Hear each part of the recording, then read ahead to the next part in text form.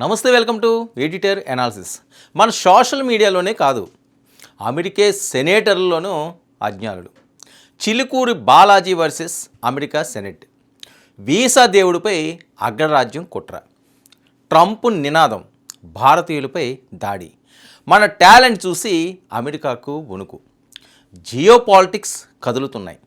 Chilukuru ప్రదక్షిణలపై America senator సంచలన comments ఇప్పుడు ప్రపంచవ్యాప్తంగా సంచలనాలు రేపుతున్నాయి. ముఖ్యంగా భారత్, అమెరికాలోని అంతర్జాతీయ వేదికపై ఇప్పుడు ఒక సరికొత్త టాలెంట్ వార్ మొదలైంది.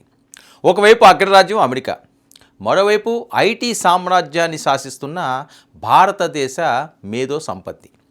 ఈ రెండింటి మధ్య నడుస్తున్న కోల్డ్ వార్ ఇప్పుడు ఏకంగా దేవుడి దాకా వెళ్ళింది. అవును, అమెరికా అధ్యక్షుడు డొనాల్డ్ ట్రంప్ రెండోసారి పీఠం ఎక్కాక అక్కడ అమెరికా ఫస్ట్ అనే జాతీయవాదం జ్వాలల రగులుతుంది. స్థానిక అమెరికన్ ఓటర్లను ఆకర్షించడానికి అక్కడ నేతలు ఎంతకైనా తెగిస్తున్నారు. ఇదే క్రమంలో అమెరికాకు చెందిన ఒక పవర్ఫుల్ సెనేటర్ హైదరాబాదు శివార్లలోని ప్రముఖ ఆధ్యాత్మిక క్షేత్రమైన చిలుకూరు బాలాజీ దేవాలయాన్ని టార్గెట్ చేశారు. మన వీసా దేవుడు నమ్మకాన్ని, భక్తులు విశ్వాసాన్ని ఏకంగా వీసా కార్టెల్ అంటే ఒక వీసా మాఫియాతో పోల్చుతూ వివాదాస్పద వ్యాఖ్యలు చేశారు. అసలు చిలుకూరు బాలాజీ ఆలయంపై అమెరికా సెనేటర్ ఎందుకు అంత అక్కసు వెలగక్కాడు? గ్లోబల్ ఐటీ మార్కెట్లో భారతీయుల ఆధిపత్యాన్ని చూసి అగ్రరాజ్యానికి అంత వణుకు పుడుతుందా అనే అనుమానాలు కూడా వ్యక్తమవుతున్నాయి. మరి అంతర్జాతీయ పొలిటికల్ డ్రామా వెనుక ఉన్న అసలు నిజాలు ఏంటన్నది ఇప్పుడు ఉత్కంఠ రేపుతోంది. హైదరాబాద్ శివార్లోని చిలుకూరి బాలాజీ ఆలయం దశాబ్దాలుగా కోట్లాది మంది భారతీయుల నమ్మకానికి నిలువుటద్దం. ఆ దేవుడిపై భక్తితో 11 ప్రదక్షిణలు చేసి మొక్కుకుంటే వీసా ఇంటర్వ్యూలు సక్సెస్ అవుతాయని, వీసా వచ్చాక కృతజ్ఞతతో 108 ప్రదక్షిణలు చేయడం ఇక్కడ ఆచారం. హుండీ లేని, విరాళాలు అడగని ఈ పవిత్ర క్షేత్రం ఇప్పుడు గ్లోబల్ జియో పాలిటిక్స్లో హాట్ టాపిక్గా మారింది.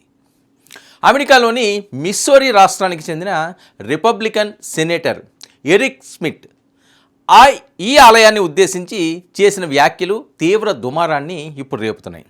అమెరికా H-1B వీసాల వల్ల స్థానిక అమెరికన్లు ఉద్యోగాలు కోల్పోతున్నారనే చర్చపై స్పందిస్తూ భారతీయులు వీసా ప్రక్రియను ఒక మాఫియాలా వాడుకుంటున్నారని, దానికి హైదరాబాద్లో ఒక ప్రత్యేక ఆలయం కూడా ఉందని సోషల్ మీడియా సాక్షిగా విషం కక్కాడు. అక్కడ వేలాది మంది భారతీయులు తమ పాస్పోర్టులతో ప్రదక్షిణలు చేస్తూ అమెరికా వీసాల కోసం మొక్కుకుంటున్నారు. ఈ వ్యవస్థతో మా అమెరికా కార్మికులు పోటీ పడాల్సి రావడం దురదృష్టకరం. ఇవి సదరు సెనేటర్ వాడిన పదాలు. మరి అమెరికాలో డొనాల్డ్ ట్రంప్ రెండోసారి అధికారంలోకి వచ్చిన తర్వాత అక్కడి నేతల్లో ఒక రకమైన అభద్రతాభావం మొదలైంది. H-1B, L-1, F-1, OPT వీసాల వ్యవస్థ అమెరికన్ మిడిల్ క్లాస్ను నాశనం చేస్తుందని వారు గొంతు చించుకుంటున్నారు. కానీ ఇక్కడే ఒక అసలు నిజం దాగి ఉంది. అమెరికాలోని టెక్నాలజీ రంగాన్ని నడిపిస్తున్నది భారతీయ మేధస్సు. H-1B వీసాల్లో 70% పైగా భారతీయులదే ఆధిపత్యం. TCS, ఇన్ఫోసిస్, విప్రో లాంటి భారతీయ ఐటీ దిగ్గజాలు తమ టాలెంట్తో అమెరికా కంపెనీలను పరుగులెత్తుస్తున్నాయి. మరి సెనేటర్ చేసిన ఈ జాత్యహంకార వ్యాఖ్యలపై ప్రపంచవ్యాప్తంగా ఉన్న ప్రవాస భారతీయులు, నెటిజన్లు బగ్గుమంటున్నారు. ఒక బాధ్యతాయుతమైన పదవిలో ఉండి ఒక మతాన్ని, భక్తుల నమ్మకాన్ని కించపరచడం దౌత్యపరంగా ఎంతవరకు కరెక్ట్ అని ప్రశ్నిస్తున్నారు కూడా. మరి క్రైస్తవులు తమ కోరికల కోసం చర్చిల్లో ప్రార్థించడం, ఇక పాశ్చాత్యులు తమ పద్ధతుల్లో దేవుణ్ణి వేడుకోవడం నమ్మకమైనప్పుడు భారతీయులు గుడికి వెళ్ళి ప్రదక్షిణలు చేయడం మాఫియా ఎలా అవుతుందో మరి ఆ వ్యక్తే చెప్పాలి. మరి భక్తుల నమ్మకం అనేది వీసా ఆఫీసర్ తీసుకునే నిర్ణయాన్ని ప్రభావితం చేయదని తెలిసిన కేవలం రాజకీయ ఎత్తుగడతో స్థానిక ఓటర్లను ఆకర్షించేందుకు భారతీయులను లక్ష్యంగా చేసుకుంటున్నారని విశ్లేషకులు తేల్చి చెబుతున్నారు. అయితే ఈ వివాదంలో నాణేనికి మరోవైపు కూడా ఉంది. మన వాళ్ళు కొందరు అమెరికా వెళ్ళి అక్కడ సంస్కృతిని గౌరవించకుండా రోడ్లపై డీజేలు పెట్టడం, హీరో వర్షిప్లు, హంగామాలు చేయడం లోకల్ అమెరికన్లకు ఇరిటేషన్ తెప్పిస్తున్నారు.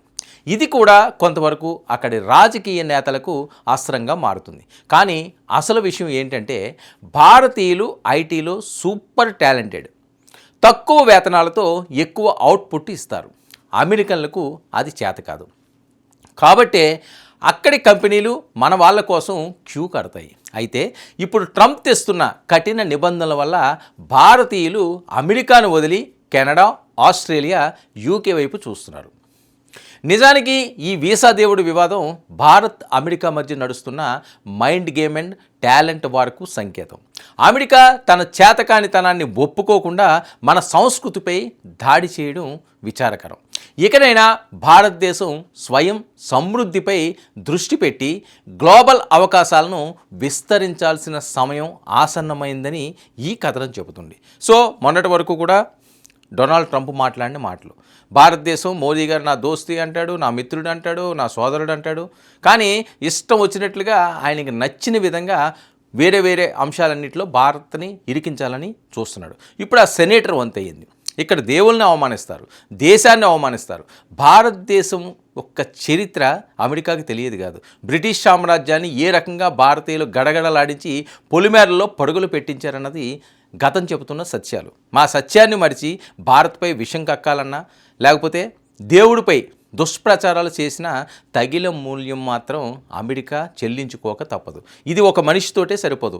ఎవరి భక్తి వాళ్ళది, ఎవరి నమ్మకం వాళ్ళది, ఎవరి ఆత్మవిశ్వాసం వాళ్ళది. వాళ్ళని కాదని ఇష్టం వచ్చినట్లుగా మనకి ఏది నచ్చితే అది సోషల్ మీడియా ఉంది కదా అని అహంతో మాట్లాడితే అహాన్ని అణిచివేసే పనిలో కొందరు ఉంటారు.